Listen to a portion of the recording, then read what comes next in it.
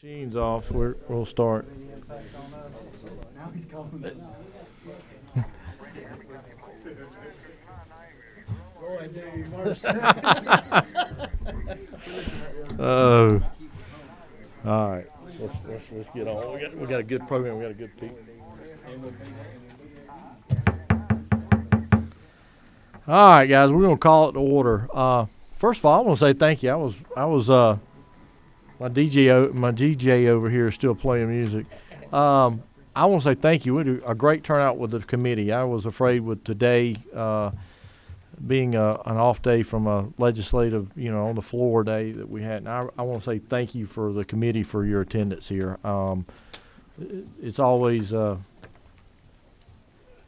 good to have a full committee, but more importantly, when we've got guests that come in to talk to us, I think it's our appreciation. It's our appreciation for everybody to be here and to listen and to hopefully learn a little bit about what's going on across Georgia. So, with that, guys, we're going to continue some presentations. We'd started the session with some presentations. We passed the most important bill out of the House, and then we'll wait to see what our Senate side does. But we're going to get back to our presentations. And today, I thought it would be good to talk a little turkey and a little quail. I think, especially with turkey season coming up in a couple of weeks, I know everybody's getting excited. But to talk about what's going on in the state of Georgia with those two of our most favorite game animals, and so we've got our two presentations. One's going to be on quail, one's going to be on turkey. And really, I want you to listen to the folks who are presenting. Ask us questions because, again, all over the state, people are enjoying, especially chasing these turkeys. But we've got a lot of good things going on in Georgia. So with that, we're going to start. I'm going to allow, if you will, first of all, Mr. Commissioner, Mr. Deputy Commissioner, hello, and all the staff. Thank you all for being here.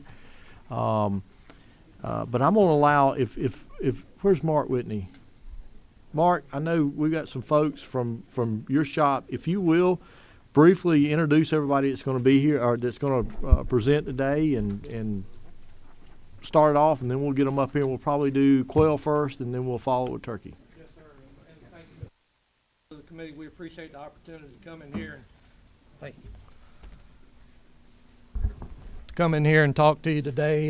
You'll get an opportunity to hear some of our technical experts actually talk about the things that they get to do for a living on a day-to-day basis. We're going to focus on quail and some of our successes there here in Georgia, and then we're going to switch over to turkeys and focus on some of the same things. But I want to introduce our staff, if you don't mind, real quickly. We have three of our senior biologists here today, and I'll introduce them in the order that they're going to appear before you. First, we have I.B. Parnell. I.B. is a senior wildlife biologist. He works out of our Thompson office. He's also the assistant region supervisor for East Central Georgia. But more importantly, he is responsible for one of our wildlife management areas, Dye Lane Plantation in Burke County. And Dye Lane is our premier quail area, hopefully for just a short time because we're working on some other areas, and you'll hear about that from some of our presenters today. Then we have Paul Grimes to his right. Paul Grimes is a senior biologist with our private lands program and is also responsible for coordinating our efforts under the Bob White Quail Initiative, which is really focused on broader efforts in a 35-state area, the National Bob White Conservation Initiative, which Paul will talk about our Bob White Quail Initiative and some of the other projects we've got going on. And then we have Kevin Lowry, who's seated here behind me. Kevin Lowry is a senior wildlife biologist out of our Gainesville office. He is also the assistant region supervisor for our Northeast Georgia area, and he is our turkey program coordinator. And he will talk to you a little bit about what we've got going on with turkeys and what's going on with turkeys here across the state. And I would be remiss, and I'm sure you will also introduce her, but one of our great partners, the National Wild Turkey Federation, is here in the forum of Lynn Lewis Weiss, who's a good friend of mine personally, and also a great turkey biologist, works with NWTF and is a good partner of ours. And with that, I will get out of the way.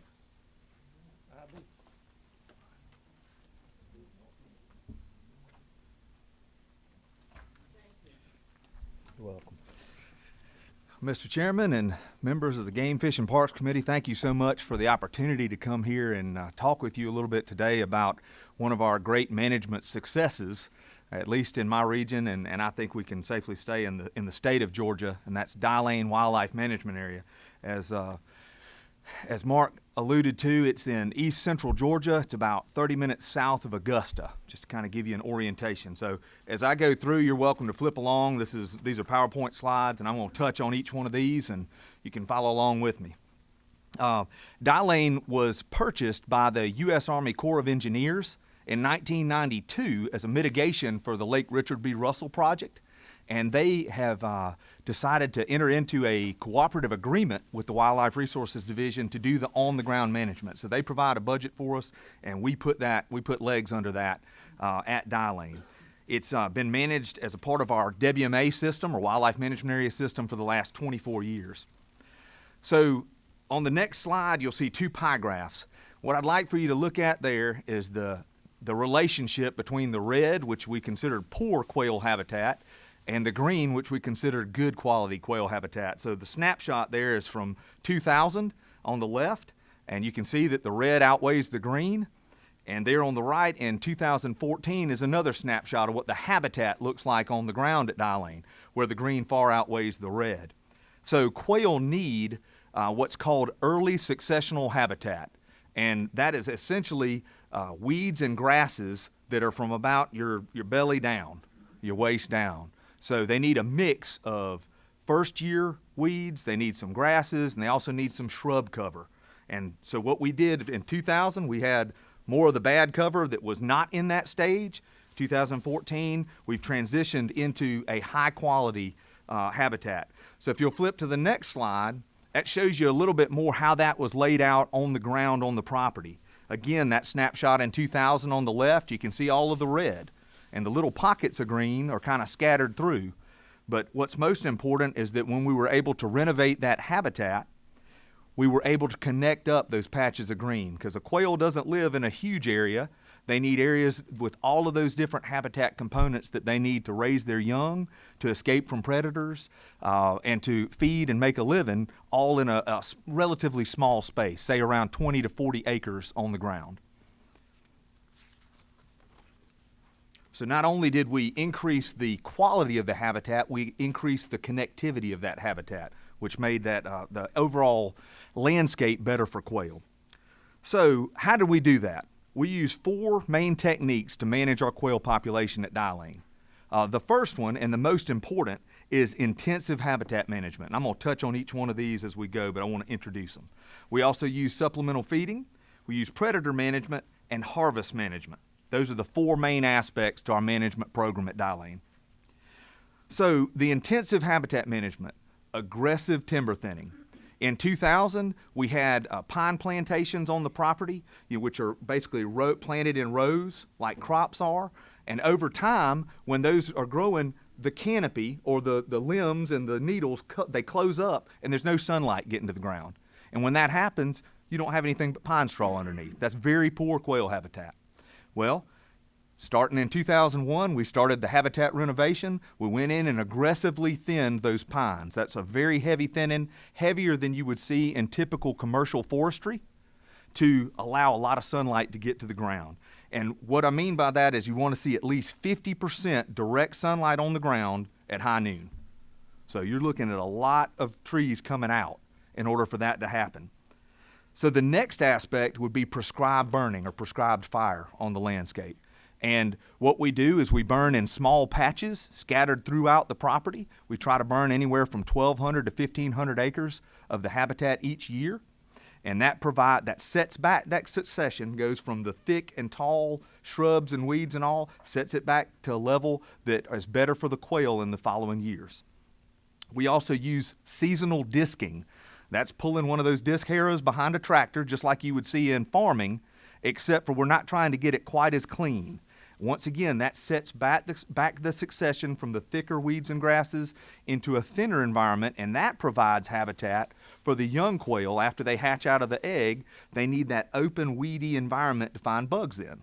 And that's what the seasonal disking does. And we try to disk somewhere around 20% of our habitat in order to provide those brood rearing areas for the quail.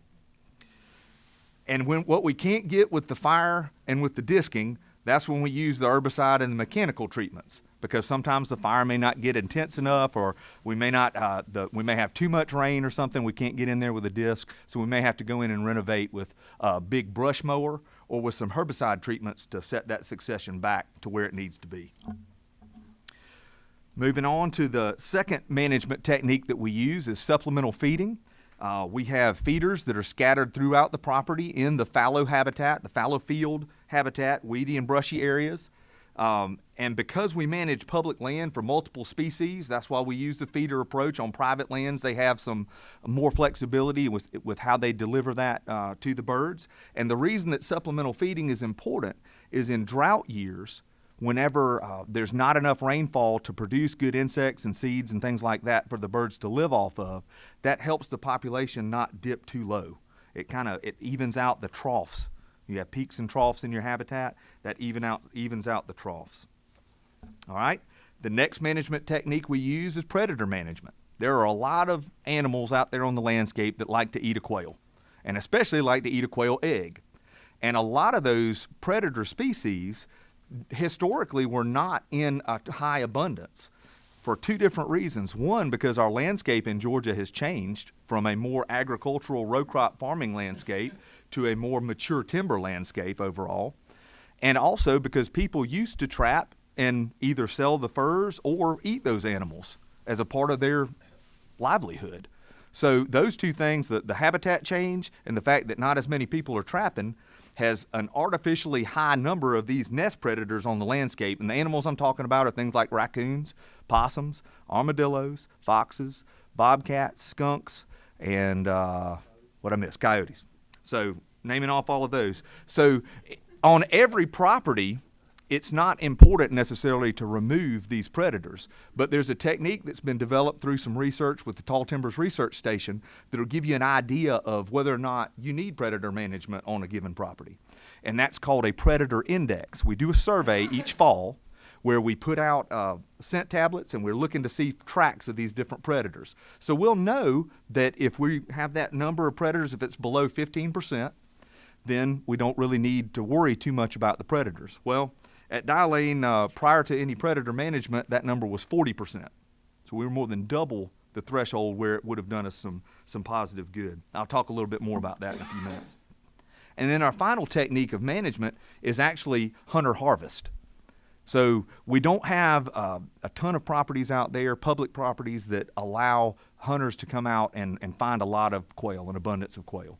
So there are lots of hunters that want to come and find quail on our property. So we've managed them through a quota system. We allow a certain amount of hunting pressure on the property, and we're able to manage how many birds are killed, or within a range of that, over time.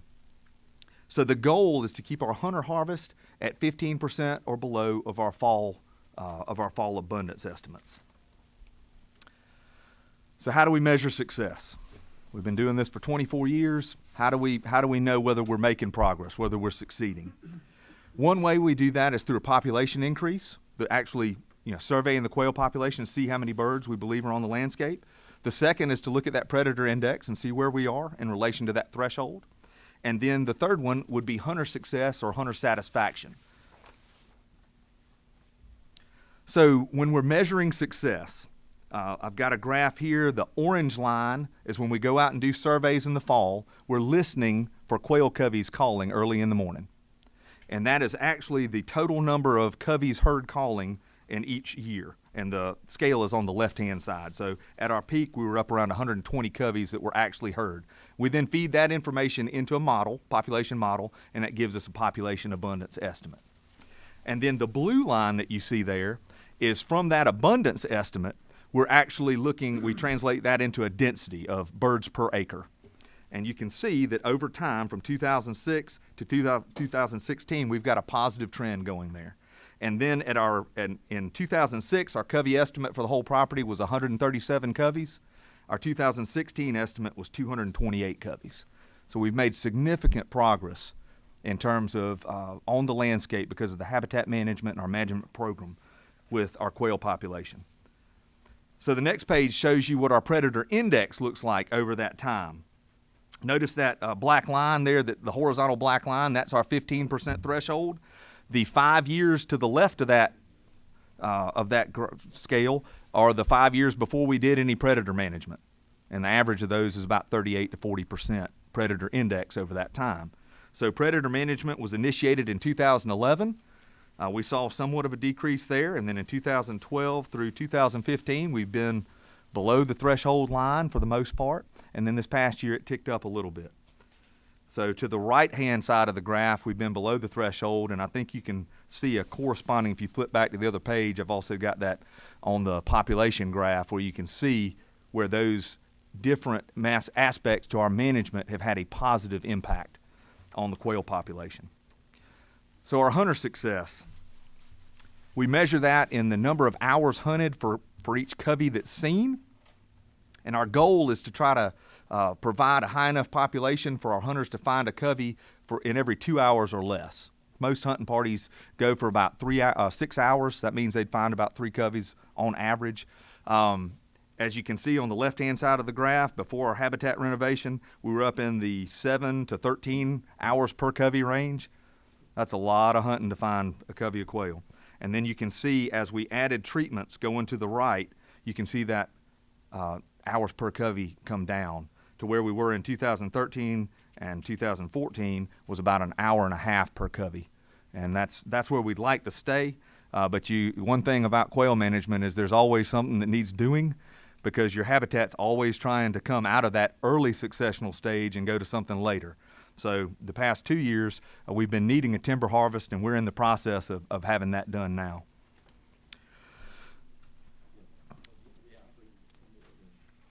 All right, so public land challenges. There's a lot of challenges to working on public land. One of them is manpower.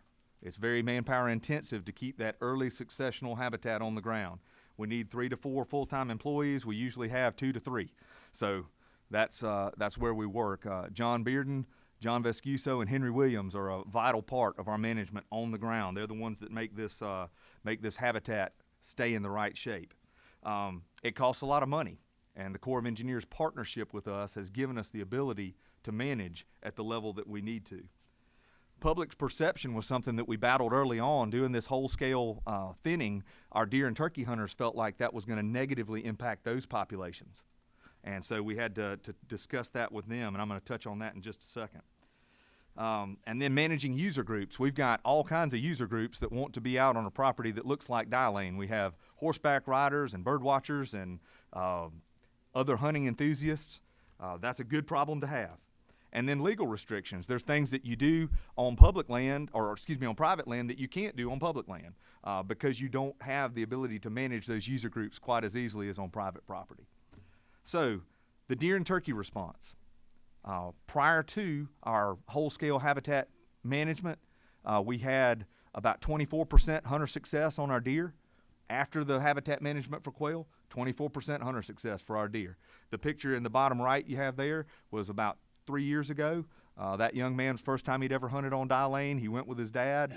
He's 17 years old and harvested a fine buck. We have very good comments come from our deer hunters. They enjoy the property and enjoy hunting out there. Likewise with our turkey hunters. We actually have more turkey hunters now than we had before we did the timber harvest. It's by a significant amount. I've got that included on your slide there. I want to say the average was 106 before, and it's like 168 after. The hunting success also increased after we did the habitat renovation because early successional habitat is good for turkeys as well. They need the same brood rearing habitat that quail do to raise up their turkey poults. They eat insects in those same areas that the quail chicks do. Yes, sir. We also saw a response from our rabbit hunters and our rabbit population. Now, we don't chart our rabbit population, but it increased after our habitat management and then also increased more after our predator management as well. So we have had a drastic increase in our rabbit hunters. And even to the point where there may be something going on there with the rabbit hunters and our quail population. We're doing some research with the University of Georgia right now to see if there's an impact there. And finally, I'd like to touch on public support. We have an immense amount of support from our quail enthusiasts across the state. We hear lots of good comments from them about the way that the property looks. Even if they didn't have great success finding quail, they enjoy coming out and being in a place that looks like it's well managed for quail. And they would like to see other wildlife management areas in the state of Georgia have that same small game emphasis. At least that's what the quail hunters say. So in 2014, the Dye Lane management team won a national award called the Firebird Award, and that was given by the Northern Bobwhite Conservation Initiative, and that was for a habitat-based, landscape-level program that we put in place there at Dye Lane in restoring that habitat to the early successional habitat that quail need. And then we've also had several references in popular magazines like Gundog and Outdoor Life, also Quail Forever magazine, and the one in Gundog was specifically as a quail hunting destination, top 10 in the country, places to go and take your bird dog. So we've had some really great success. It's been a lot of hard work, especially for the guys that are able to put that on the ground. Well, and I think that's what, I think is what I want to talk about today, because, guys, I've been drawn for this a couple of times, and let me tell you, it's sort of the highlight of the year to be able to go back and get on a property that's well managed and to have one of those magical days that just makes you want to come back time and time again. And because I want to applaud you, I've hunted out here for, I guess, over the last 10 years, and every 2 or 3 years I'll get drawn, so it is awesome. But one of the things I wanted the committee to know and recognize is that Ivy and his team did get awarded a national award. I think it was the National Firebird Conservation Award, and that's from, if I'm not mistaken, the National Bobwhite Conservation Initiative. And we may let Paul talk about a little bit more how that ties in with the state. But I'll be real quick. Dye Lane has sort of been a classroom, if you will, for other agencies and other states to come in and look at what we've done. Can you speak to that a little bit? Yes, sir. 2 years ago, we had the North Carolina Conservation Commission, Wildlife Resources Commission, come in and talk with us about what we do on the property specifically, and then also how to gain support with their legislators in order to see if they can get them behind that kind of an initiative statewide for North Carolina. We enjoyed some time with them, talked with them about some of the same stuff that we talked about, and we're able to talk with them about how that's been going. The thing I want to do is, again, congratulations. When anytime with our DNR and one of our agencies gets an award, and quite frankly, we got a lot of our agencies that are getting awards all the time. I want to say thank you. A lot of the guys on the ground do it. Whether it's CRD, WRD, or LE. We got a good group of folks in DNR, guys. We do. Georgia's high and above many states in what we do. So thank you. And again, IB, thank you for what you're doing in this part from a habitat. Yes, sir. They laugh at me every time I ask a question because I grew up in Harlem. Lots of church. So we didn't see by the time I saw it, it was a grocery store. But what is the natural, because what you're talking about is an area that's, being developed or has been developed for the purpose of breeding these birds. Yes, sir. Where is there in Georgia where they just kind of run around? And guys, in the interest of time, you've got a great question, and I think that may segue in, and I don't want to cut IB off. But Paul is here with Grimes. He's doing some of this that may be able to talk about maybe getting into the national, more of the statewide level. the statewide level. And yes, we have identified at the state level where there is geographically where there's the habitat that's left that we can work on and focus and put effort and get reward from it versus places where you can't go to Fulton County and expect to have quail anymore. I mean, it's just not going to happen. But that may be a good segue into what Paul can talk about and maybe some of the other programs. So what I can touch on it real Yeah. quickly, and then Paul will take it from there. Representative Bruce, it is an excellent question. And historically, Georgia had lots of quail across the state, even close to Atlanta. Powder Springs, isn't that where Reggie's from? Powder Springs, he grew up, one of our previous, he's now retired employees, used to hunt quail in the Powder Springs area. So it's a function of habitat. When the habitat was there for the quail statewide, we had more birds statewide. And now that the habitat is trending away from that, either going to pavement or going to a mature forest with no sunlight on the ground, that goes away from quail habitat, and then you have less birds as a response. The reason I was asking is because we have, these parks all over the place, state parks and everything.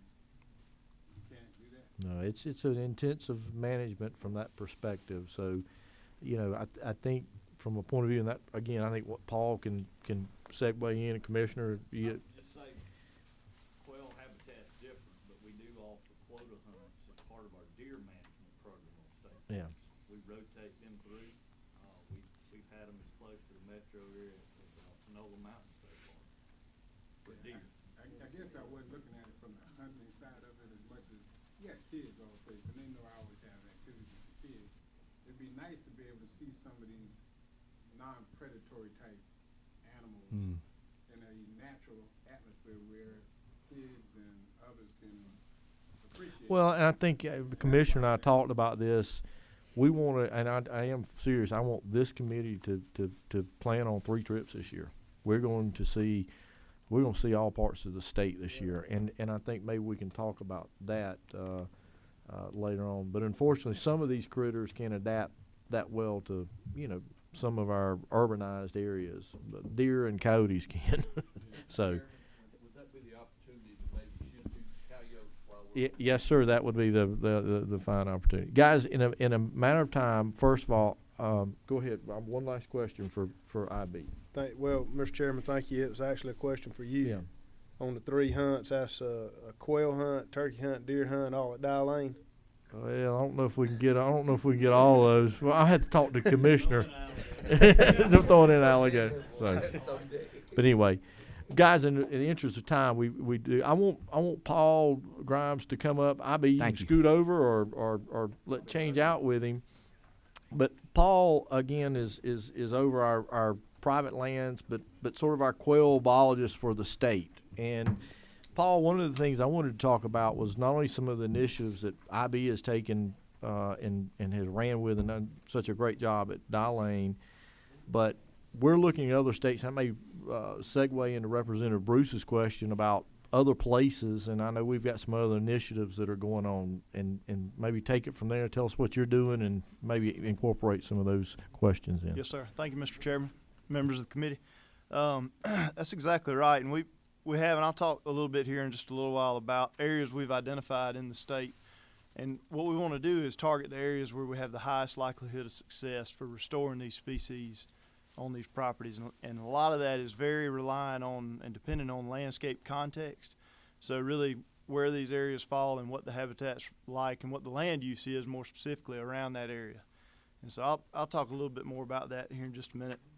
This the handout with the graphs on the front is it's kind of what I've put together. It's a list of notes compiled that's going to speak a lot on what IB was already talking about, and it's going to segue into how we use this in private lands and working with private lands and other state partners.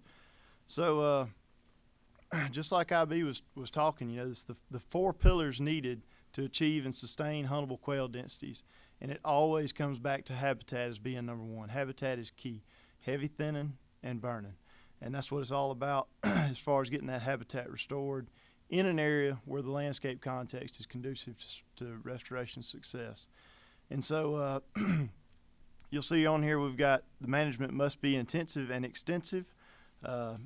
It can't be just a little bit, and that's the thing that really gets, and I'll speak more on that here in just a little while, but there's no such thing as a little bit of quail management.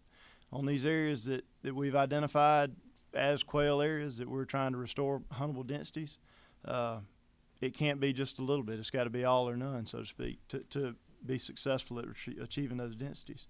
And so that's one thing you'll hear me say quite a few times throughout my talk here is I'll refer to huntable densities of quail. And the reason that is, and the reason that's highlighted as such, is it's different from viable densities. We can have viable densities of quail in areas that we won't have huntable densities of quail. And the difference is that huntable densities attract hunters. It attracts that hunter interest and that participation, that user group. And without that, we don't get that.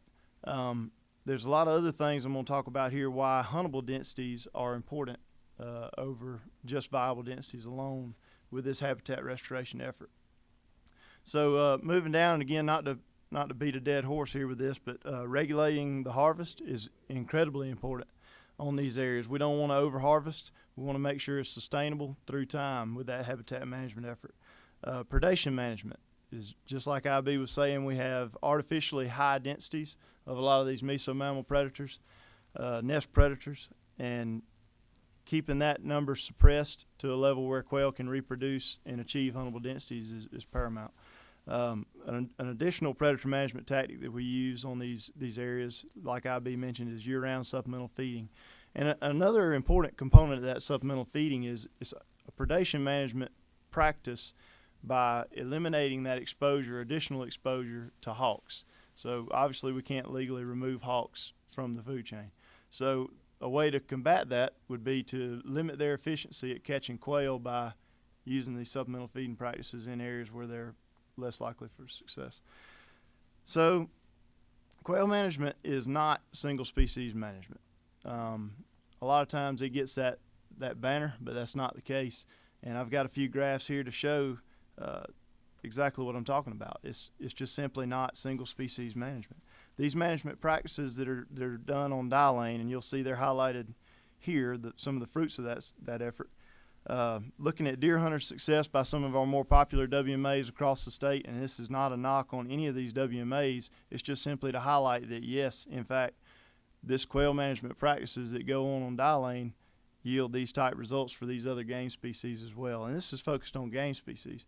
So you'll see the first one, you can see deer hunter success by WMA. Over the last 3 years, Dylane rises to the top. Skipping down just a little bit, deer harvest per square mile. So looking at just a sheer number of volume that can be removed from that property per year, Dylane is way above the rest in most cases. And so it speaks a lot. Moving on to the second page, you'll see that the deer hunters per square mile. So I included this one in here because it's easy to say, well, you may not have the same effort on a lot of these areas. You may not have the same pressure. Well, if you look at this graph, you can see that it's not that different among the areas. Some areas are a little higher, and Dylane actually can sustain a little higher hunter effort there. So, and still yield those same results. And dropping down one more, we've got turkey harvest per square mile and comparing those across WMAs. And you can see there that a lot of these WMAs that I have listed, the numbers are fluctuating, and Dylane is staying pretty steady. And so a lot of these, I'm not saying that that's not going to change or that it won't change, but right now over the last 3 years, that's been the case. And so it's not single species management. We still see these positive results from other game species. And so in addition to game species, we also see major benefits from a lot of our non-game species, a lot of threatened and endangered species that are falling off the table.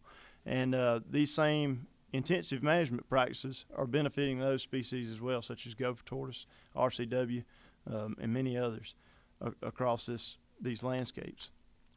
So the take-home message of this, though, is that all of these other WMAs that you see on these graphs are still great, deer and turkey hunting. But one animal that you probably won't find on those WMAs is quail. So the point is that we can manage intensively for quail, and we'll have quail. If we don't, we still may have these other species, but we won't have quail. And so that's the thing. And we'll have these other species as we manage intensively for quail.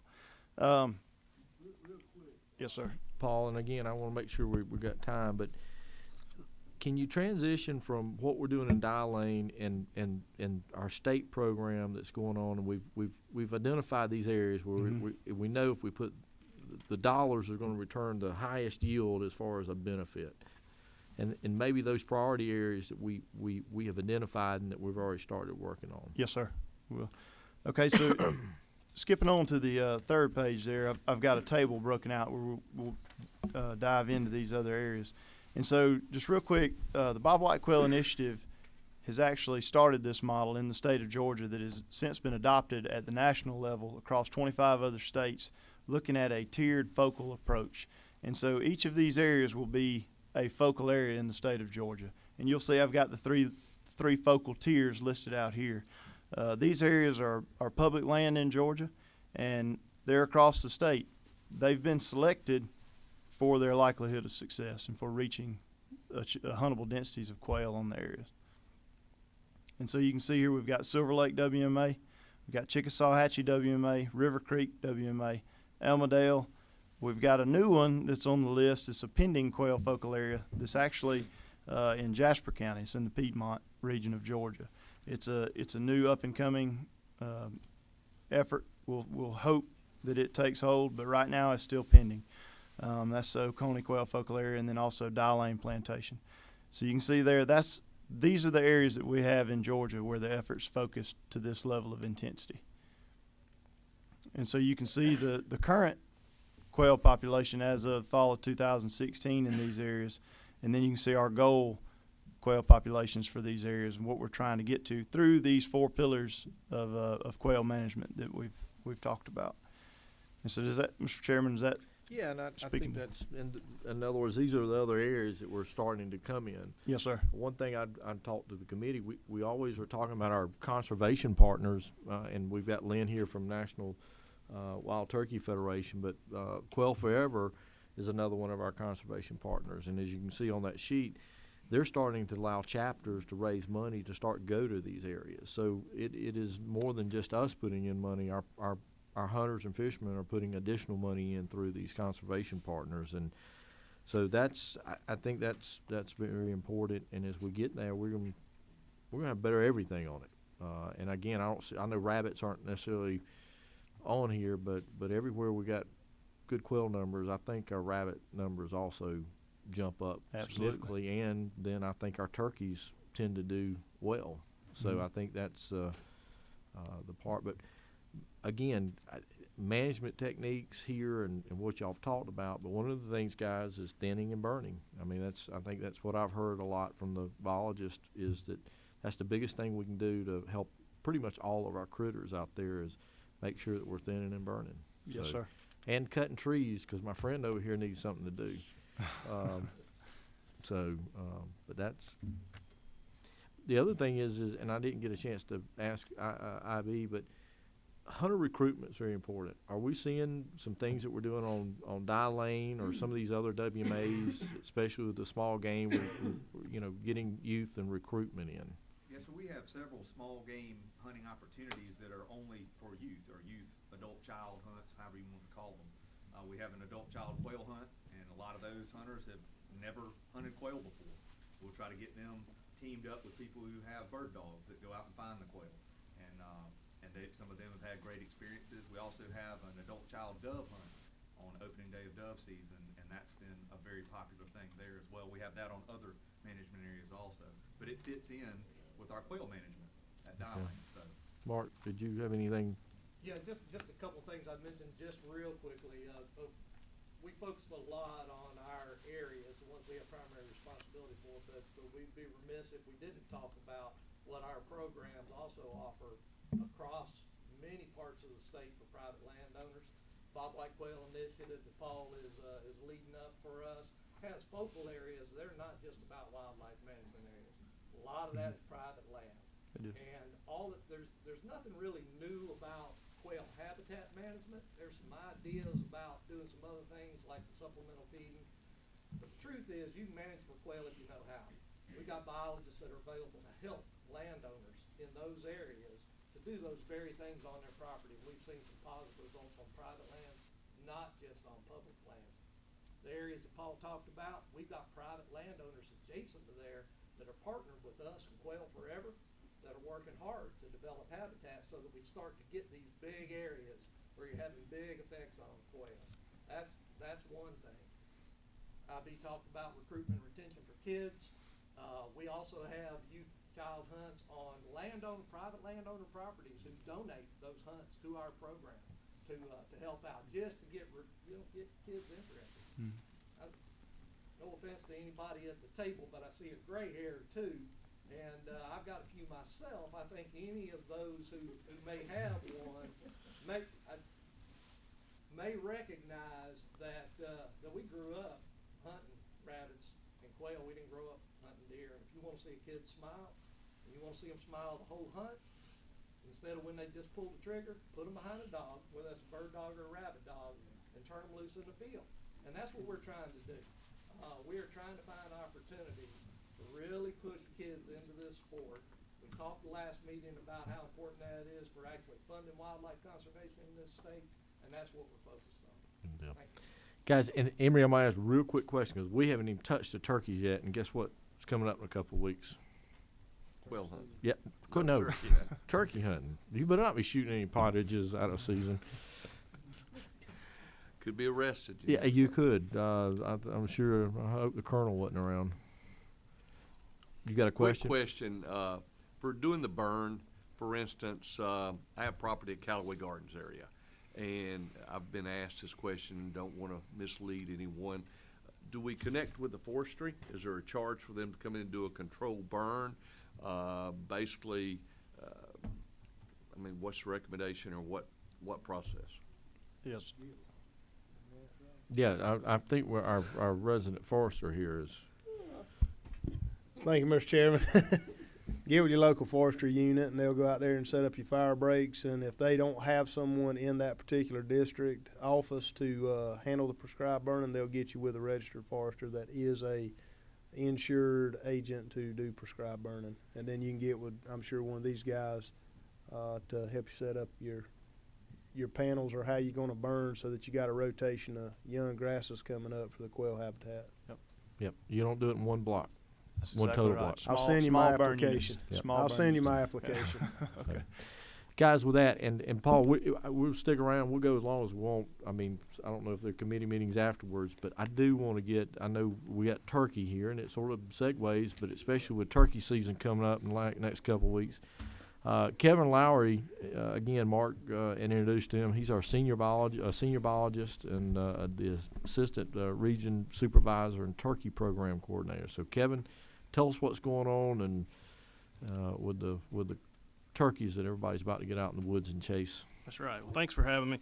I'm probably going to skip around and try to pick up some time, so y'all have this to refer back on. But I'm going to touch on the turkey project real quick, some of the ways we monitor turkeys, some of the issues going on with turkeys right now, a little bit about what we think's going on and what we're doing to figure that out. So, as turkey project coordinator, I work a lot with the National Wild Turkey Federation, and I help coordinate our state Superfund request, which is how we help them spend their money on the state of Georgia.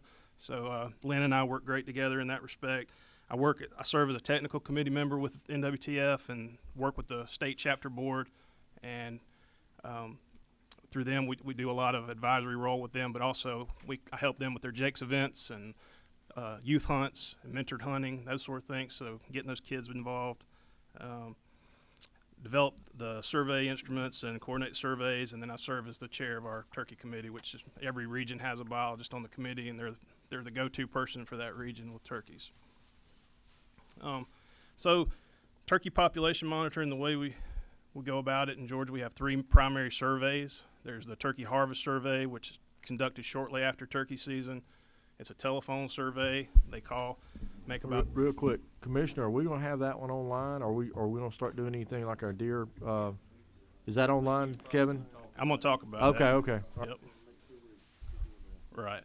So our turkey harvest survey is actually a phone survey, and it's a random sample of all the people that could have turkey hunted that year, and it's conducted by Responsive Management, and they'll call, and they make about 3,000 calls and do about 800 interviews, and from that we'll get estimates of harvest and hunter numbers.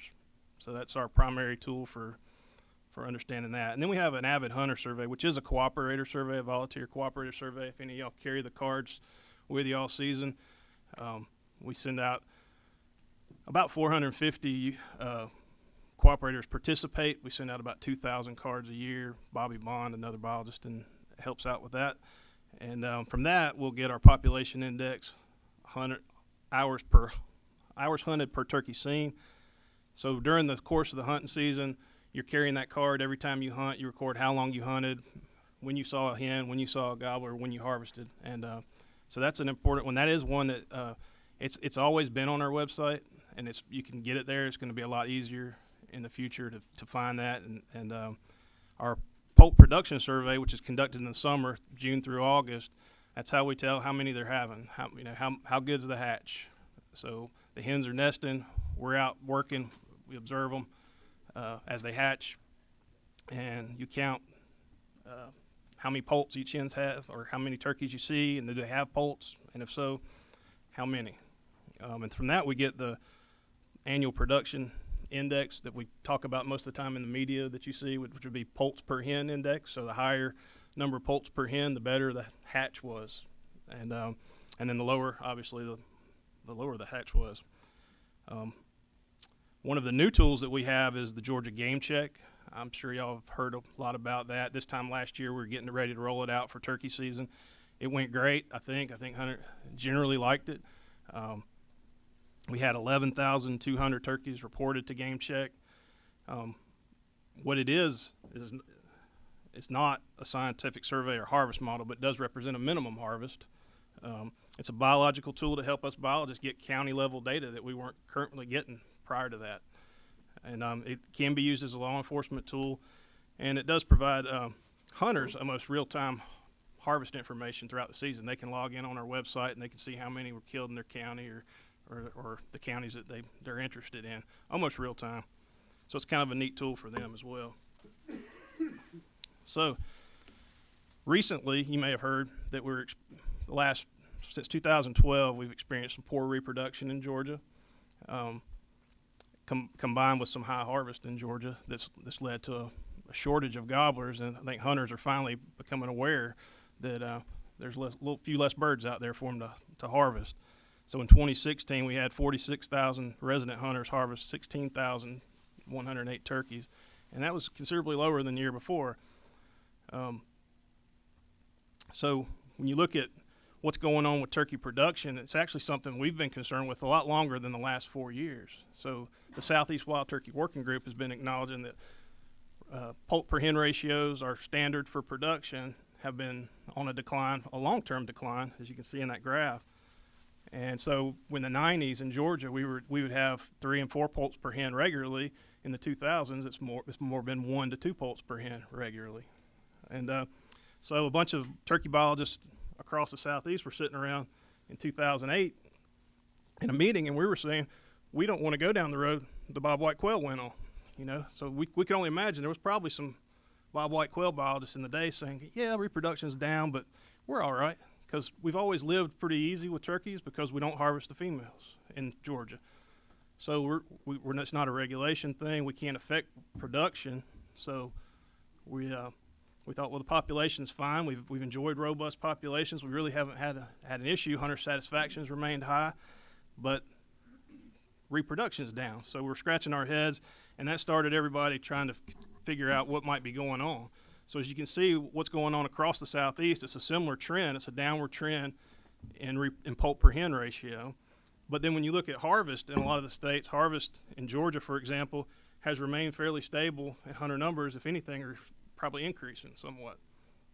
So when you hear it in the media kind of gets it a little bit wrong. They talk about population declines, but it's really long-term reproductive declines versus a short-term population decline. So we combined poor reproduction with maintained high harvest levels the last 4 years, and that got us to 2016, where you had to pay for it eventually. You can't keep harvesting really a lot of turkeys and not producing. So we paid for it in 2016 a little bit. But on the overall, we don't harvest hens. So as you can see, that our hen population is strong, but our gobbler population is variable, because some years it's good and some years it's bad, depends on reproduction and harvest. So everybody starts thinking what could be happening across the southeast. Everybody's seeing the similar thing. So, you know, the top photo there, you see some habitat issues. Are we losing habitat? We had a lot of conservation reserve program enrollment starting in the 80s. And as you can see, that unthinned pine stand right there that needs to be thinned and burned in the top left, that doesn't offer much for any critter under that closed canopy. Are you saying nothing eats pine straw? I'm saying that, Yep. Chairman. That would be So a lot of those stands are, I mean, there's thousands of acres in the Piedmont that are in need of thinning and burning that are enrolled in CRP, and unfortunately the market has, you know, changed. Mills closed. It has become where it's not a revenue generator, it's an expense for these landowners to thin and burn, and it's slowed it down. So that, you know, there needs to be some incentives to get them there. In the mountains of Georgia, for example, all the national forest, we have hardly any brood rearing or nesting habitat in the mountains because it's all closed canopy, old mature oak timber, which is great when the mast is great, but when they need to bug and find insects and nest, it's not great habitat. So there needs to be more active forest management on our national forest in the in the northern part of the state. Where there is nesting and brood rearing habitat, it's usually linear. It's usually along roads or roadsides, which lends itself to more predation. So not a good combination there. So if there was more of it and it was more spread out, you'd probably have less of that. Could it be predation or disease? Of course, we know that all the classic nest predators, raccoons and possums, and they definitely have an impact. Owls and bobcats can have some adult hen mortality. And then we have a few diseases in Georgia to be concerned with, but is that the smoking gun? Is that what's driving this reproduction lower? And honestly, nobody seems to think that's the case. We have avian pox, which is more common and probably the most common. 25% of all submissions to SCWITUS of sick turkeys end up being avian pox. It can be passed from turkey to turkey or through a blood feeding insect. We have blackhead. A lot of people talk about blackhead. They probably only see one case of blackhead at the cooperative disease unit a year, sometimes a couple. It can be passed from domestic poultry. Hmm?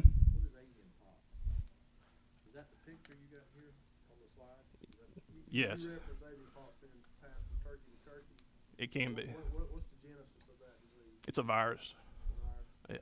Is it hosted in, by any chance, in like chicken litter? No, that would be blackhead. That's what that would be blackhead virus. It's a protozoan parasite that's in a cecal worm that's found in chicken litter, basically.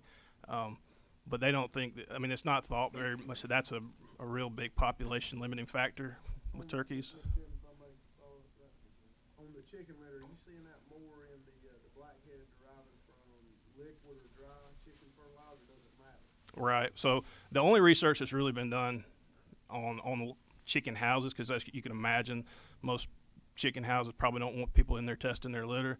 But it was back in the 90s, Chuck Waters did some research and found that the broiler houses, the ones that turn them over quickly, the litter probably wasn't an issue, but the layers, the one that keep the litter longer and store it longer, could be an issue with holding the cecal worms. But even finding the cecal worm doesn't mean that it had the protozoan parasite in it. It was just, they were just looking for that cecal worm. But there is more work being done on that. Tennessee's got a project kind of going on right now about that. Again, they're really not finding a smoking gun there with the poultry houses. But so disease could be an issue. Extreme weather events since 1996, when we really started seeing a downturn in the turkey reproduction. You know, we've had probably more drought years or flood years than normal years. You know, in weather, so it could be weather extremes. And the short answer is it's probably a little bit of all that. Our chief, John Bowers, uses a banking analogy, which you can see, which is basically we have our hens that we're not withdrawing from. That's our principal. And that pays us interest in terms of poult production every year that we deposit in our checking account. And we spend some of that harvesting gobblers, or we carry over some of that annually. And it's for the next seasons, hopefully. So we're not shooting all jakes, right? And so when it's good, you know, and conditions are good, you have a lot of interest and you produce a lot of birds. But when your withdrawals remain high and harvest remains high, but you're not producing, that's when you end up with these short-term declines, which I think is where we are. And you can kind of see that graphically on that reproduction versus harvest graph starting in 2011. Normally, our poult per hen index would kind of oscillate with harvest. So you'll have a peak of harvest following a peak of poult production within a year or two afterwards. And but starting 2011, those lines start to separate. We kept having lower poult production, and our harvest remained high. And as you can see, that's starting to tick back the other way, but we still have a ways to go. So bottom line, in the 90s, we had, when we were having all this high poult per hen ratios, we probably had a larger portion of our hens finding quality habitat to nest in, and they were having a higher, I mean, there was just a larger proportion of them were nesting in good habitat. Now we have a larger proportion of our hens nesting in marginal habitat, and some of that habitat, swing habitat, I would call it. When it's good, when your conditions are favorable, it produces the brood rearing and nesting habitat. When conditions are not favorable, it doesn't.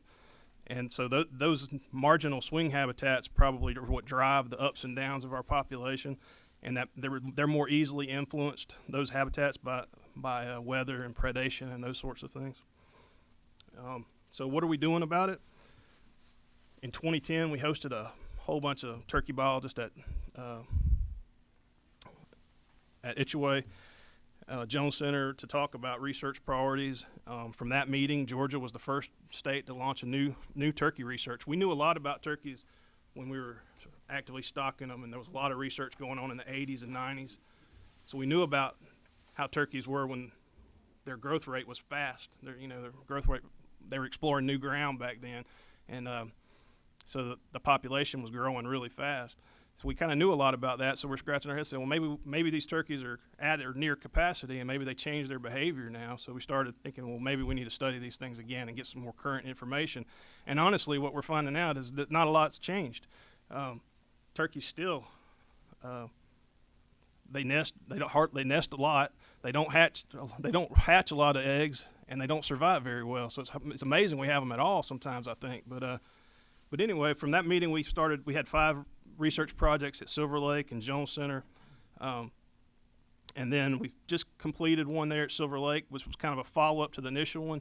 The initial one showed that Silver Lake, for whatever reason, had low nest success but high poult survival, and we're kind of looking at, they're making some changes at Silver Lake with the quail, so we're kind of saying, with these changes, will that change some of this turkey behavior and have better poult survival on this better habitat? So that's being written currently, and then we just recently started a new study down there in the Piedmont, which is the bread and butter of our turkey population, on Cedar Creek WMA and BF Grant. It's going to look at similar things, the nesting chronology, gobbling chronology, and see if we can find anything to point to. But honestly, I think we're just at that point in the turkey, where we have turkeys everywhere they're going to be, and the habitat is what's driving it. Is the key. The habitat's going to drive it. The habitat will make up for predation. Good habitat makes up for the predation. Good habitat will make up for this annual variation. And lastly, I'm sure if any of y'all turkey hunt, y'all want to know my season forecast. Yes, And, that would be. Like I said, the 20. Wayne County. Oh, Wayne County. No, I'm just kidding. So the 2016 hatch was better. There'll be a lot more jakes out there generally statewide. We had over 11% jakes in the harvest last year, which bodes well for this spring. Usually if we have over 9% jakes in the harvest, we'll have a better spring. So I'm optimistic. The lower coastal plain and the Ridge and Valley are going to be good. They've maintained or increased their poult production the last few years. They've been kind of insulated. The Piedmont and upper coastal plain should be fair. There's still going to be a reduction of 2-year-old birds because their 2015 wasn't that good. And then the Blue Ridge Mountains, I think it'll be fair overall, but I'm optimistic based on a good mass crop, mild winter, that it'll be better than last year. And of course, that's just my opinion. And like Tom Kelly says, the wild turkey has a remarkable ability to turn arrogance into hopelessness. So I could be wrong. Thank you, Kevin. And guys, I want y'all, if y'all can, to stick around. I know we're coming up an hour, but I want to real quick, and Kevin, if you don't mind, this ties in. But Lynn, will you come up? She's with and talk and maybe piggybacking on to what Kevin has talked about, and then how do y'all fit together? And Kevin had mentioned y'all working together, and maybe some more things that y'all are doing to help Absolutely. Georgia Well, hunters. I know we're really short on time, and even though I'm from South Georgia, I can talk really fast. And luckily, I'm going to reiterate a lot of what these guys have already said, so we'll move this pretty quickly. But if you'll reference the slides that I handed out, very quickly, I'm Lynn Lewis Weiss. I'm a wildlife biologist with the National Wild Turkey Federation. I've been with them for 11 years in multiple capacities. I'm currently the conservation field manager over several states in the southeast, so I supervise some of our other biologists and foresters in the area. But I'm also what's called the district biologist for Georgia, so I liaison between our state and federal and NGO partners in the state, and I help guide the state board and our volunteers and our local chapters on how we spend the money that we raise at the state level. And then I'm also a project manager for various grants and agreements in the state to help us with a lot of this habitat work that we're going to be talking about. Just in general, for folks who don't know who the NWTF is and what we do, we've been around since 1973, so we're a little over 40 years old. Our primary mission when we were first formed was to help our state and federal partners bring back wild turkeys, because back then there weren't very many. So Again, something I want to put out. Hunters paid for bringing Absolutely. back wild turkeys. That's just what we had to do, guys. 208, y'all remember it. If it wasn't for the hunters and the fishermen, they along wouldn't be with here. deer and wood Deer, ducks and lots all of of other it. wildlife. All of it. You're seeing an organization that was born from it, or because of the need. Yeah, and at that time, we were primarily providing funding and volunteers to help with just manpower issues. And as you all know, that's been a resounding success. Trap and transfer of turkeys was a huge success, and anywhere we've got good habitat, do you have turkeys? If you don't have turkeys there, there's probably something wrong with your habitat, is probably what's going on. But we have about 230,000 members nationally and international. In Georgia, we have about 8,000.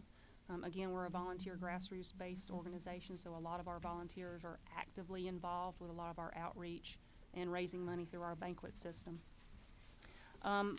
Because we were initially formed to do trap and transfer, and that was a resounding success. I mean, for the most part, we quit doing trap and transfer in Georgia in the mid to late 90s, and we don't do a whole lot of it even today. We're doing a little bit in East Texas and a little bit in Arizona with some of the subspecies, the ghouls over in Arizona. But for the most part, it was a success. So maybe 7, 8, 9 years ago, we had a lot of people say, hey, we got plenty of turkeys. Why do we need to raise money for you? What are you doing? And it really made us stop and think about our mission and what we're doing and whether or not it was still relevant and what was the next chapter for the NWTF. What do we do now? We've got turkeys. Well, the big thing that came out of that is this second slide on the sheet. It's called Save the Habitat, Save the Hunt initiative that we launched in 2012, where our mission is still very relevant, but we also recognize that trap and transfer was over and that we needed to move into another chapter, which primarily meant maintaining those healthy and huntable turkey populations for eons, so that trap and transfer was not in vain. It stays viable for a long period of time. And then we also recognize that hunters pay for a lot of the wildlife management that goes on because they buy licenses. Hunter numbers have been tracking down. We are, depending on what you look at, 1 to 3% of the population. We're a minority, and we're on our way out. And we've absolutely got to start looking in earnest at how to reverse that trend. So that's where the hunt side comes in, because they are they're intertwined. Without the hunt, you don't have the money to do the habitat. Without the habitat work, you don't have the wildlife. So it's very, very connected, those two things. So we took some serious internal looks, and we set some national goals to shoot for, because if you don't have a target to shoot for, you're not going to make any progress. So this is roughly a 10-year plan. Again, it started in 2012, but we were looking at conserving or enhancing 4 million acres nationally. And when I say conserve or enhance, I mean turn the dirt, cut the timber, do the prescribed fire, create the wildlife openings, on-the-ground habitat work. But we also wanted to recruit, remember this is R3, this is kind of new, so remember, recruit, retain, and reactivate hunters. That means taking hunters who have fallen out of the fold, bringing them back in, activating folks like disabled folks that have fallen out of the fold, bringing them back in, reintroducing new people who have never hunted before, getting them in the fold. So we were looking at 1.5 million hunters through the R3 efforts. And then we also wanted to look at talking about land conversion and losing hunting access and doing land protection. We wanted to do 500,000 acres nationally over this 10-year period. And Now, at the state, and Lynn, that may be tying in, guys. I'm not sure where it got to, but we do have a Georgia Stewardship Land Act, I think is the bill. That ties in with, Yes. with habitat, and you can't have islands or small islands. You start conserving land, and you've got corridors, and we keep Same thing with quail. You can't have everything on an island. And deer. Yep, and This I'm is, gonna talk guys, about this that in a little all ties in to what Lynn is touching on, all of it. And Kevin and Paul and IB have touched on it. So at the state level, Georgia, and Kevin was a big help with this, we went with our state board and we actually did a SWOT analysis. We looked at our strengths, our weaknesses, our opportunities, and our threats. And we tried to figure out what were the big issues in Georgia that we really needed to tackle within that Save the Habitat, Save the Hunt initiative. And that third slide are our annual Georgia goals that we shoot for when working with our partners. And so we want to, conserve or enhance over 14,000 acres every year. We want to bring 4,200 hunters back into the fold using R3. And then we also want to increase hunting access for over 1,300 acres. And that's what we're shooting for every year. And we do that with the help of our partners. The other thing that came out of the SWOT analysis and really looking at it at the state level is the fourth slide. These are the big take-home issues that we thought were really, really important that we really needed to focus a lot of our efforts on. The first one's the lack of active pine forest management, and I'm gonna go through these in a little bit more detail, but y'all heard it from the other panelists. Tackling that lack of early successional habitat, that shrubby, scrubby, grassy forb mix that we really need for nesting and brood rearing habitat. And attacking the whole land development and conversion, that's a huge one. And then again, hunter recruitment, retention, and reactivation, those were the big ones. If you look at the last slide on the bottom left, that's your typical pine stand in the southeast that's not actively managed. Again, trees, pine straw. If you're raking pine straw, it's great, but particularly if it's longleaf or slash. But if it's not, and you're more interested in wildlife, it's not good wildlife habitat.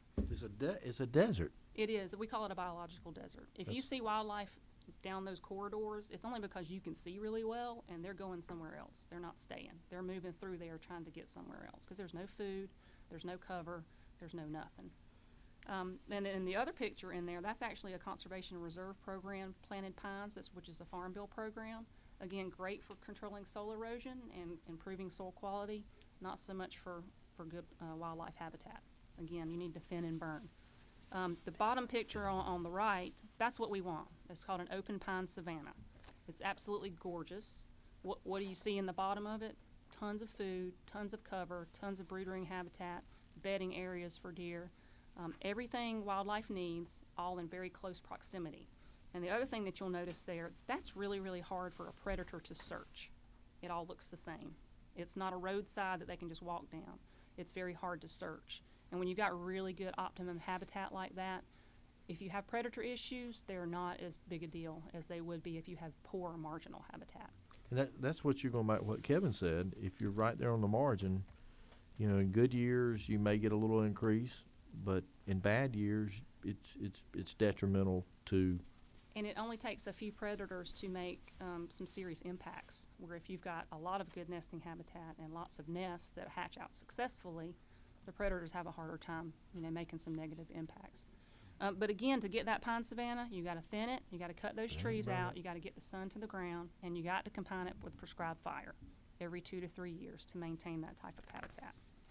So that leads us to the second page in the top slide. That's my mantra.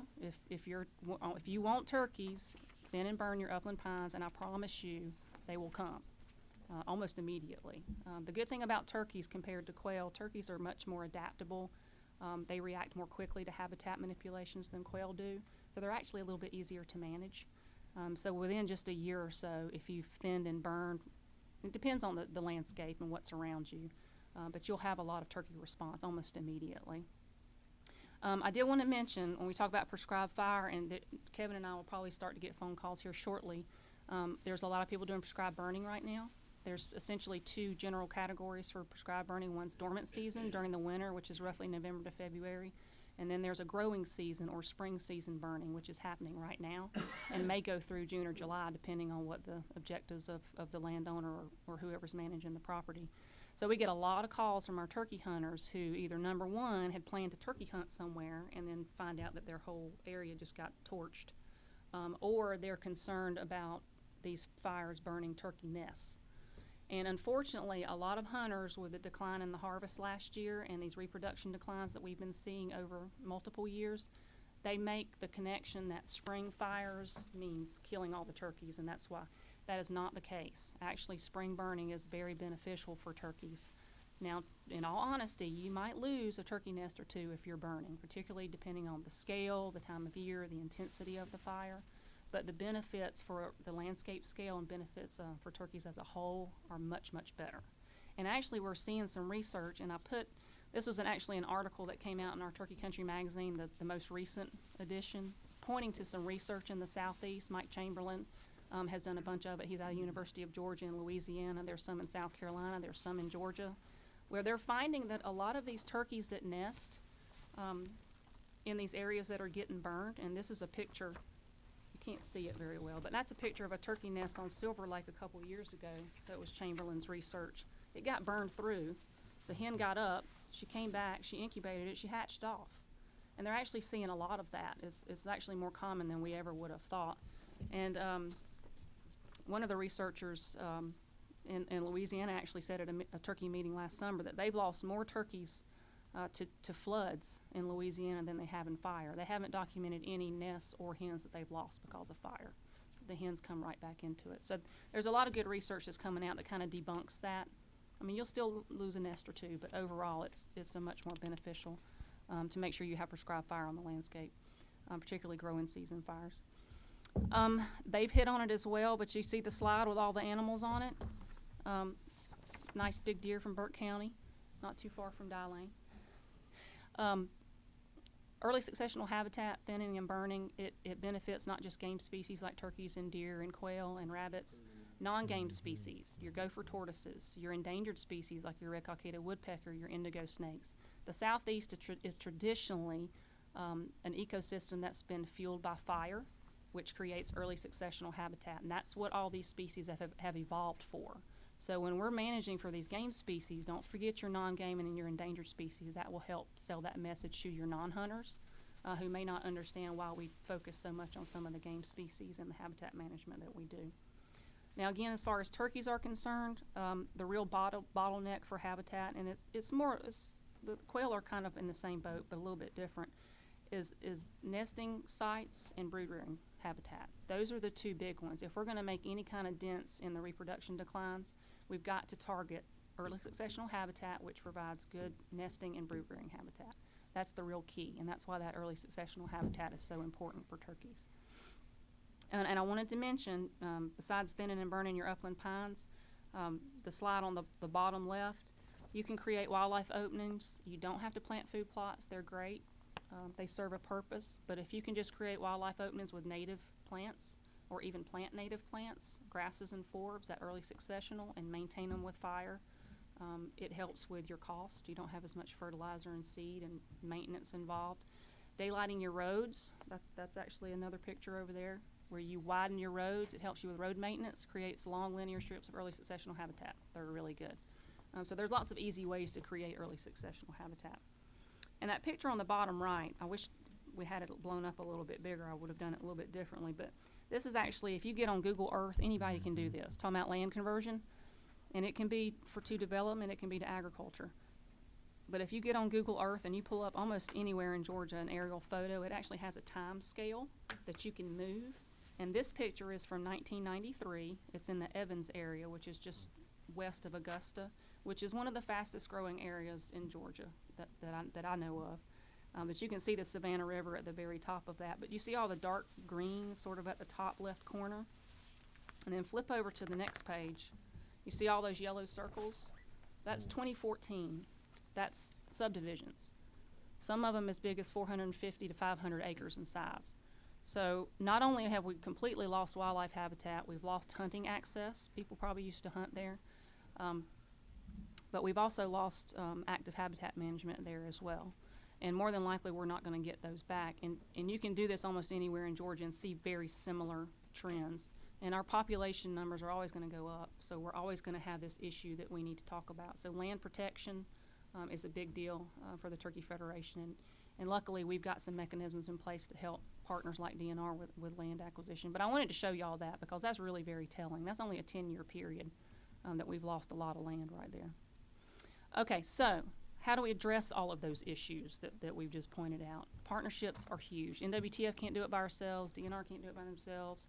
You know, our partners can't. So we frequently group together money, capacity, resources, expertise on various projects through the state. So I wanted to highlight just a couple of those very quickly. The first one is some work that we're doing in Oconee National Forest, and Paul mentioned this earlier. The NWTF's been doing work in the Oconee for years. We have various grants. We do something called stewardship contracting with the Forest Service, and we've been working in that area between the Oconee and the Piedmont National Wildlife Refuge to improve red-cockaded woodpecker habitat, but it's also great turkey habitat and quail habitat. But the quail folks are interested in making that a focal area, like he mentioned, through the National Bobwhite Quail Initiative. So we've teamed up recently to try to help them that. And so we've shifted some of our stewardship contracting work into their focal area, again, to do invasive herbicide work to get rid of stuff that not supposed to be there, primarily plants, timber thinning, prescribed fire, all of those types of habitat things that improve for quail, for turkeys, and for everything else. So that's an exciting project that's just kind of gotten underway. The next slide is, so the way the funding mechanisms for NWTF are set up, our banquet system is our primary fundraiser. A portion of it stays at the local chapter, a portion goes to the state pot of money that we call Superfund. And part of my job, and Kevin helps with this too, is to advise our state board on how to spend it to get the most bang for our buck. We try to match our dollar with 5 other dollars somewhere else to make them bigger projects. But we usually have between $125,000 and $150,000 a year that we have to put towards not just habitat but outreach as well. And just a snapshot, last year we gave over $37,000 to some of our partners to do habitat work. And I have a couple of pictures. Mark, I think it was Mark, mentioned the Lake Russell WMA up in North Georgia. That's actually a picture of us doing a field site visit up there to look at some oak savanna work that we helped fund through our Superfund. It's primarily focused on the Georgia aster, which is a high priority plant species. But again, that type of management benefits turkeys and other wildlife as well. And then the other picture is Thinning and Burning in Paulding Forest WMA that we put some funding into. The third thing I wanted to point out, talking about the land conversion and land acquisition, so that Superfund pot of money, the state board maybe 8 or 9 years ago decided to start taking 10 to 20% off the top every year of that Superfund pot of money, earmarking it, squirreling it away. It's only for land acquisition and access projects. If we have a project, we'll fund it. If we don't, that money stays in that pot and rolls over from year to year, and we don't touch it. So within 3 or 4 years, we may have $150,000, $200,000 to work with, which is a much bigger chunk of change when you're talking about land acquisitions versus a $2,000 or $3,000, which is not very much when you're talking about a $2 million land acquisition project. So we've been able to work with DNR's real estate division, Steve Friedman. He's been a great partner. So over the past 5 years or so, we've been able to do some land acquisition projects, which again protects the land, hopefully in perpetuity. It opens it up for hunting access because they usually get rolled into the WMA system. Yep. And then it also opens up the area to active habitat management that it probably has not had before. So there are 3 big wins there. The last thing I wanted to mention was talking about hunters, recruitment, retention, and reactivation. Georgia has really led the way in R3, is what a lot of people are calling it now, and it's picking up national momentum. But Mike Worley is one of our big partners, Georgia Wildlife Federation. We actually came together and created an R3 coordinator position. We hired Charles Swanee Evans in December of 2015, but it involves Safari Club International, Quality Deer Management Association, Georgia Wildlife Federation. DNR has been the biggest driver behind all of this, and then of course the NWTF. And Charles has actually been tasked with creating a Georgia-specific plan on how we're going to stop hunter declines in Georgia. And it's based on the National Council to Advance the Hunting and Shooting Sports National Plan, which Mark is a part of that CAS committee as well. So he's actually pulled in stakeholders. We reached out to every stakeholder in Georgia with an interest in hunting or shooting sports as it pertains to hunting. We had a big summit in September. We pulled all these people in. We got their ideas. We got their input. Because if we write this plan and hand it to people, they're not going to do it. So we wanted to bring in all these stakeholders and get them bought into helping us with this project. And so we have a plan. We have committees formed from those stakeholder groups, and they're actually working to implement the plan that was written. It's amazing. It's really exciting. And it's caught national attention, and we have multiple states throughout the U.S. that are doing the same exact thing, tweaked a little bit differently based on the needs in their state. But that's a really exciting thing, and I included a couple of things in your packet just to give you a little bit more background on R3 and where we're trying to go with all of that. But that's another partnership opportunity that here in Georgia, we've really taken advantage of having strong partnerships. And that's all I had.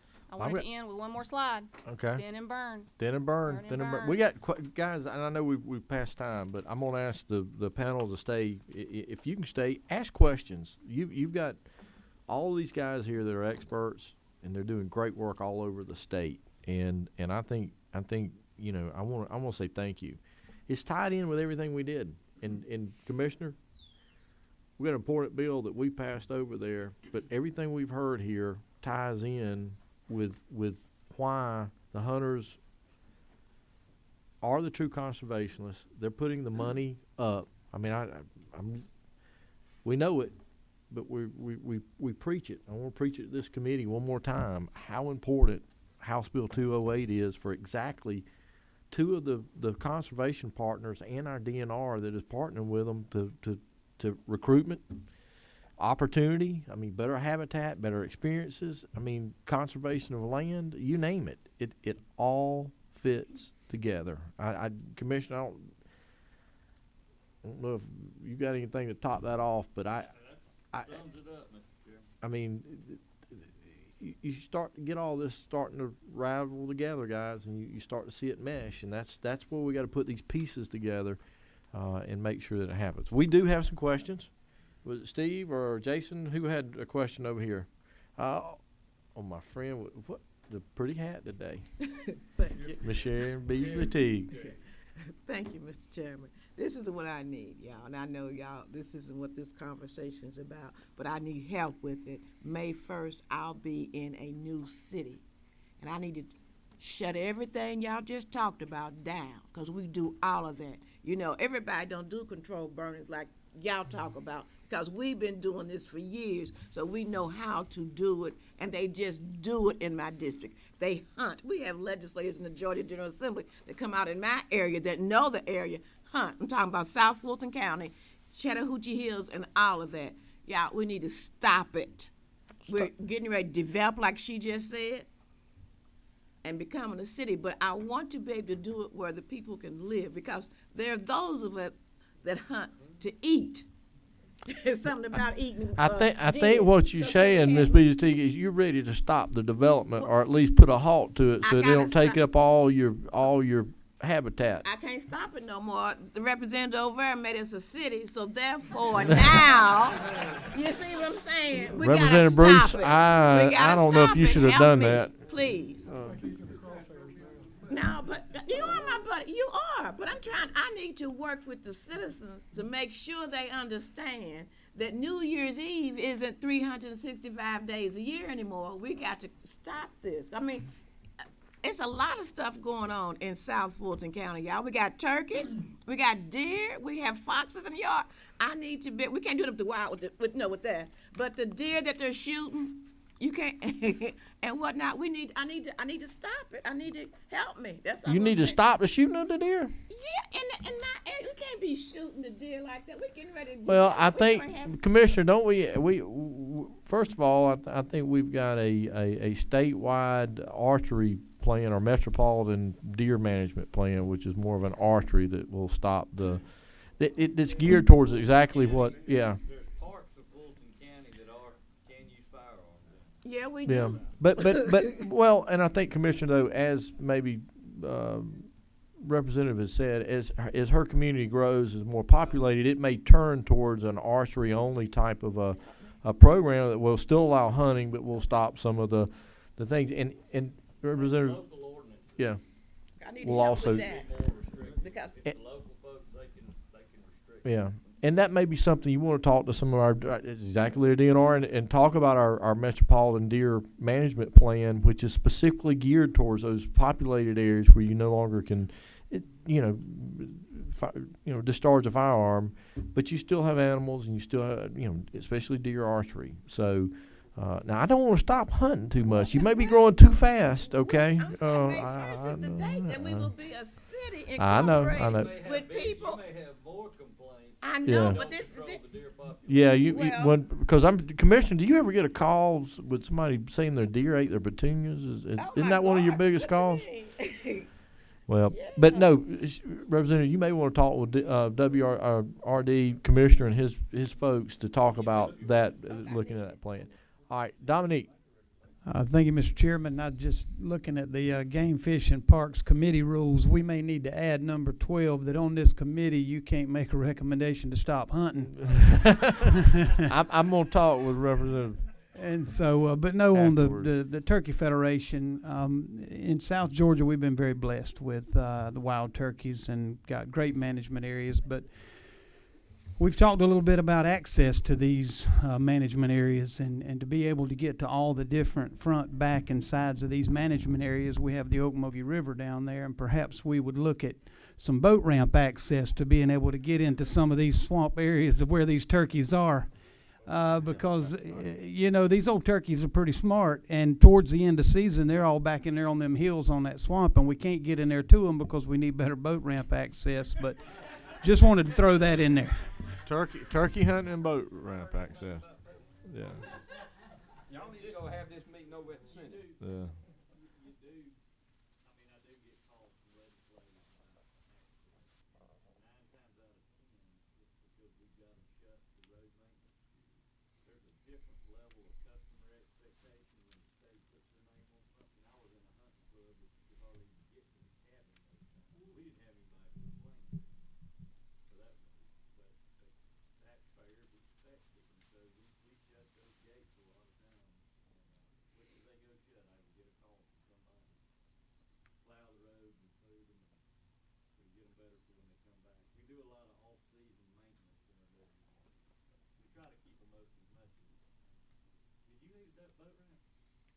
I just think it'd be helpful to get access into these parts of the management areas. We need a boat ramp at Sweetwater Creek. Well, y'all, I tell you what, y'all help us pass 208. Make sure that Senate passes it.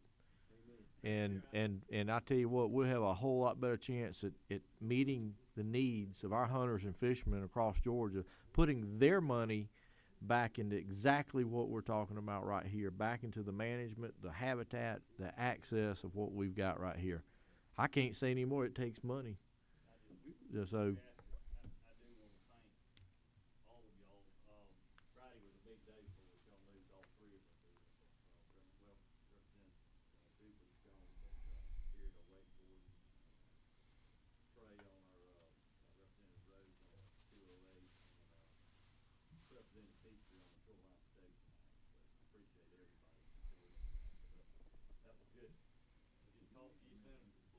Fisher did a good job presenting that shoreline protection too. Yep. All right, thank you. Well, I'm gonna get, and then Jason, you're next. Thank you, Mr. Chairman. Commissioner Williams, I just want to say thank you. I know we do this a bunch. We thank you, but I guess I shouldn't be amazed, but I'm continually impressed at the depth of knowledge and the level of expertise that your division brings, and the partnerships with NWTF and different folks that I constantly am. It's like a new layer opened up. You think you know a division, you know your state, you know your wildlife efforts, and all of a sudden there's a whole new collaboration. And when you see it in front of you in a format that you can actually understand and go back and explain to people, I tell you, there's one consistent that I heard through every presenter: cut trees. And y'all said it. Y'all said it in three ways. You said aggressively, intensely, and extensively. And if I may, to my friend from NWTF, I want to take you a little cartoon turkey that says "Thin and Burn." I'm gonna have some T-shirts made with my company logo on it when I give those out. But not, in all seriousness, I know we have some friends from Farm Bureau in the back, and y'all heard me ask the questions about the chicken litter. I get complaints from home and concerns. I live on my family's farm. I'm raising the 5th generation on that row crop dirt. We spread chicken litter. We're avid outdoorsmen. We have tried several home remedies for reviving our quail population, our small game population. When we did like most farms did, we took our fence rows down. We quit running cattle and hogs out in the field when the grain crops were harvested, and that changed the landscape of our game, in my opinion. That was, I know you mentioned that, you know, it's not just for WMA state lands that y'all provide this service. So I definitely want to call on y'all to come down and say, look, this is where it's changed. This is what you need to do differently, because our whole landscape's different from when my granddad, my great-granddad, you know, they didn't really have to do a lot of effort. They were just living and producing, living off the land and working it, and the game was there naturally. And I'm sympathetic to the agriculture side, because that's my way of living. And to the harvesting of timber, that is my primary source of living. And so there's a fine way for all that to meet together. And if there is something out there that we're putting on the dirt, if there's a way to treat it or something that we need to learn about, I definitely want to hear more about it, because I don't want to put raising 3 small children on the farm and I don't want to tell them about when we had turkeys, how the quail used to be. Blake, my neighbor back there who works with Farm Bureau now, he and I have been raised, our farms adjoin each other, and we've always been blessed with the ability and the desire to control predators on our own, and so they don't get out of hand. But we have seen our turkeys and deer decline over the years, and it's not from overhunting them. We try to manage for quality game in all aspects, but it is something that at 40 years old I'm noticing and trying to do a better job of, and scared to death to burn anymore. As bad as I want to burn, we have a 2-lane highway that's a state route, and I'm scared to death of the smoke and fog mixture, and all of a sudden I lose my farm because Earl didn't pay attention when he came into that heavy low vision area and hit a guardrail or something, you know.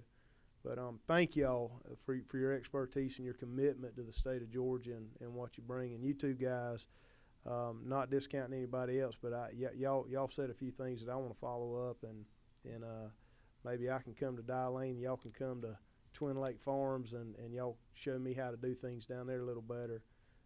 We do get a lot of our landowners, day to day I'm interacting with landowners, and we are starting to hear a different conversation. Just to give you a word of encouragement, when we go out and look at managing their land for timber, they're wanting to know, hey, where would be a good place to put in a food plot? What's the best thing to plant? Is Lespedeza still good for quail? What do I need to do here? You know, what? And we're pulling soil samples and sending them off and coming back, and we're seeing people do a little bit more, but we've got to make sure that trend continues. So, but I appreciate y'all. Well, I'm gonna let you and Miss Beasley Teague work y'all stuff out before we're gonna handle South Georgia. Y'all get South Fulton. but you know, I personally yeah, like the animals. yeah. Well, but you know, Chairman Nimmer makes a point. And again, we stress WMAs, but our biologists are here, and National Wild Turkey Federation too, are here to help on the private lands. And it's just like Mark said, you know, if we have a big WMA, it's great habitat, and you keep expanding it with private land around it, or vice versa, you start to build a population that's sustainable and that is that you can work with. And the other thing that I think Chairman Nimmer has talked about is well, trees and the burn, but these guys can help you make the most for what limited dollars you got. And if people are out there based on what they grew up thinking was the best way to manage land, they may be throwing a lot of resources in a way that they could wisely use those resources otherwise. And so I would encourage you guys. You've just heard a representative that would be interested. I'd encourage you to pay a visit. Jason, we got one more question. Jason. Thank you, Mr. Chairman. I live up in North Georgia, if you can't tell by my accent. We got the Cohutta Wildlife Management Area up there, which we burnt a pretty good bit of it this year, which is probably the best thing could ever happen up there. We got an unusual situation in our area. You was talking about hunters, and as I traveled around my county to get support for House Bill 208, this kept coming up. They don't care to pay. It only affects them, you know, that don't mind them. But what I heard a lot was, we go to WMAs and they've not been managed, and you take your kid up there and you never see a deer. You never see anything. And a unique situation up there is when you go up the road up to the WMA, one side is the National Forest, one side is WMA. Well, the road fell off, completely fell off. So now you can't even go up the mountain at all without having to go all the way over to Montgomery County and come back around on the other side. So they kind of feel like a lot of them go South Georgia hunting, and we're kind of losing a lot of our hunting and access up in North Georgia, and we've got a lot of hunters that you know, if we can work out something or kind of get some help. I know one year that they transferred a lot of deer from Berry, and then they shut it down for like 5 years and let them grow, and they were even supportive of that. Jason, it sounds like you need a boat ramp, Commissioner. Yes, Could you sir, I help do. him? We're allowed to hunt, is in the federal inventory. We can't, I think it's true to say, Mark, can't apply a lot of the same state management practices as we're restricted. I think that, with the new Secretary of Interior, he signed 2 executive orders, one dealt with lead ammunition, the other one was a broad statement. I guess the details are still to be had, but that states would have more say in the way federal lands are managed inside this thing. So with Cohutta, Mark, you got anything to add? I think probably the burn regime on state lands is a little more regular. I would tell you the intensity of our management on state lands is as high as we can get it, because we have authority to make all decisions on land management. Forest Service, not the case. You heard in particular talk about Forest Service land and trying to cut trees up there. That is probably the primary thing we could do, and thing that we hammer Forest Service about on a very regular basis, as does National Wild Turkey Federation, Rough Grouse Society, and anyone else. I think the commissioner makes a great point with the new Secretary of Interior, and there's even talk about the National Forest System, which is currently under the U.S. Department of Agriculture, going to the Department of the Interior at some point. And as y'all know, soon to be confirmed Secretary of the Department of Agriculture is a good friend of some in the room. So, that may in fact happen. We see the opportunity and there's a good staff on forest, I'll tell you that. Encouraged by the supervisor's office up there. These people are more pro-management than any team I have worked with in my decades with WRD. So I'm very encouraged. They've launched a new process to try to make it very clear what they want to do, and they are intensely interested in intensifying and aggressively managing their property stuff. So look for some good things in the future. I think that's going to happen. Federal system takes a little bit. And it's a great question and one we get. Yes.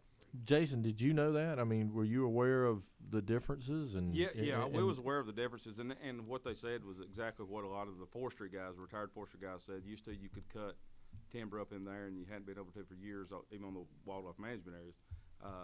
And it's just a unique situation up there where a road just separates the national Yeah. forest side. Well, the and WMA again, side. I know you're hearing it from your, and this is about our constituents, but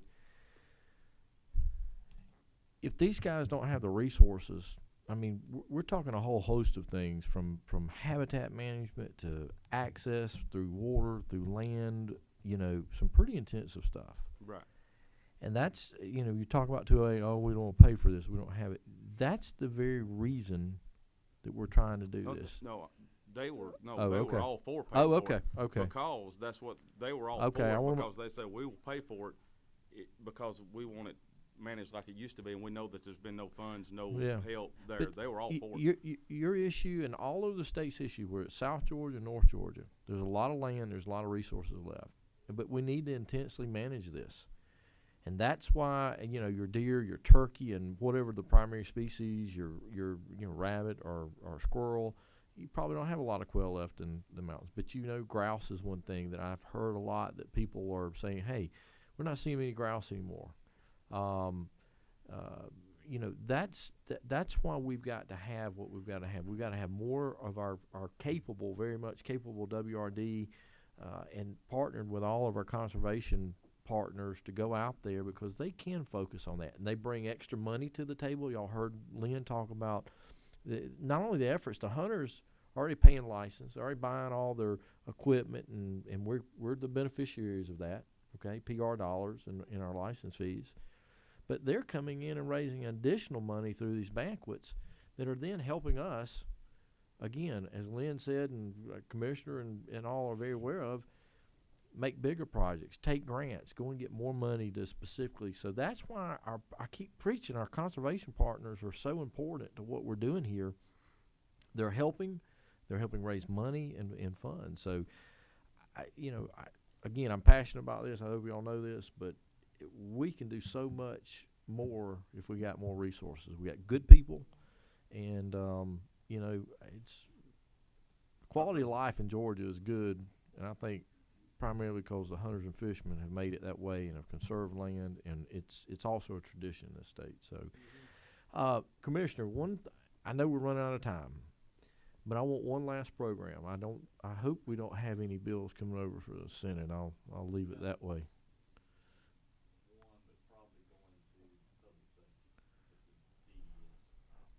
We ain't got nothing else, so did we? Okay. But what I'd like to do is one last presentation. I'd like to, and maybe some folks, our conservation partners, I'd like to do trout. Because we talk about the mountains. I mean, we focused a lot on some of the other areas, the coastal area. But I think trout would be good, and I'd like to get Ellie in. Let them update us on what's going on, what they're seeing. Our lakes, we talk about, the population, the boating, but in general, all the things they're doing. But I'd like to do our last sort of presentation to make sure this committee is very informed. If you don't know what these guys need and what they're doing, how can you make decisions? How can we come in here and make good decisions, whether it's through an appropriations process or whether it's through bills that hit this committee, if we don't know what all our DNR is doing? And I'm talking about from North Georgia all the way down to the coast and South Georgia. So I'd like to do that if you can help me. Do TU or Coldwater hatcheries, and you won't just bring John Biagi and let him do a fisheries, because we raise a lot of warm water fish too. I think it'd be great. And guys, I'm going to ask y'all if, I'm going to try to plan a meeting, but it's so hard when these folks got so much information to talk to us about. We may have to run a few minutes longer if we can get it, but I think it's well worth it. And I think it's well worth it. So when we go back to our constituents and Jason, hey, I've heard something about trout. I'm talking about some of the things, or it's South Georgia. Yeah. Well, I don't know. Jason, you got some trout there? Oh, we got some trout up there. But I think it's very important, and that's what I'd like to. Hopefully, we won't have any more legislation in the committee, and that's what I'd like to end on as far as a presentation. And I think we've done a good job this year in making sure our committee is really hearing from DNR, hearing from our conservation partners, and all of our division folks who are out there working hard. And hopefully, we'll be able to make some better decisions and help them make this a even better place for our men and women who like to hunt and fish in Georgia. With that, we are adjourned. I'd like to get some pictures. I don't know where I'll be left, but I want to make sure we get some pictures and get that out. Let the hunters and fishermen know we're doing something up here. Yes, sir. Ooh.